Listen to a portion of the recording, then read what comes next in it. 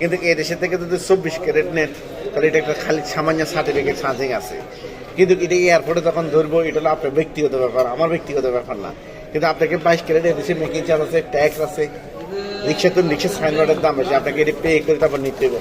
কিন্তু এটি এই অনামেন্স আপনার দেশে নিতে পারবেন, কোনো 200 গ্রাম পর্যন্ত নিতে পারবেন, কোনো অসুবিধা নাই।